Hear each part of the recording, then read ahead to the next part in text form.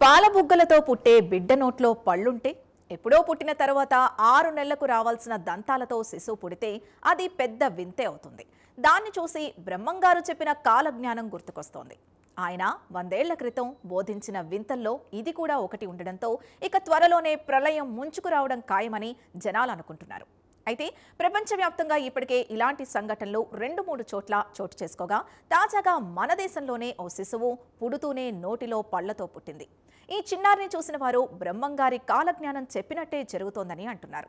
వైద్యులు మాత్రం natal teeth అనేది చాలా అరుదుగా జరుగుతూ ఉంటుందని, పిల్లలు పాలు తాగడానికి చాలా ఇబ్బందిగా ఉంటుందని, దాన్ని సర్జరీ ద్వారా తీసేయడమే బెటర్ అని చెబుతున్నారు. అంతేకాదు కోట్ల పిల్లల్లో ఒక్కరిలో మాత్రమే ఇలా జరిగే అవకాశం ఉంటుందని వైద్యులు చెబుతున్నారు. ఈ నాటల్ టీత్ వల్ల పిల్లలు తల్లిపాలు తాగడానికి ఇబ్బంది అవుతుంది. జన్యుపరమైన లోపం కారణంగా ఇలా జరుగుతుంది కాబట్టి అది ఊడిపోయి శిశువుకు ప్రమాదకరంగా పరిణమించే అవకాశం కూడా ఉందని దంత వైద్యులు చెబుతున్నారు. అయితే తాజాగా ఇలాంటి ఘటన ఏలూరు జిల్లా నూజివీడు ప్రాంతంలో జరిగింది. దుర్గా అనే మహిళకు జన్మించిన శిశువుకు పుట్టుకతోనే కింద చిగురులో పన్ను కనిపించింది. దీంతో పుట్టిన 6 రోజుల పసికందుకు స్థానిక దంత వైద్య నిపుణుడు సర్జరీ చేసి పాల దంతాన్ని తొలగించారు. పన్ను కోలగా ఉండడంతో రోజుల శిశువు కావడంతో దాన్ని చాలా జాగ్రత్తగా తొలగించినట్టు డెంటిస్ట్ అన్నారు.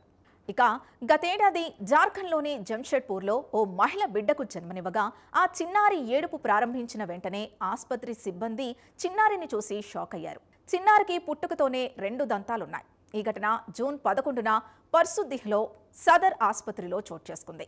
సర్జామడలో నివాసం ఉంటున్న శివకర్వా భార్య సునీతాదేవిని పురిటి నొప్పులతో సదర్ ఆసుపత్రిలో చేర్చారు.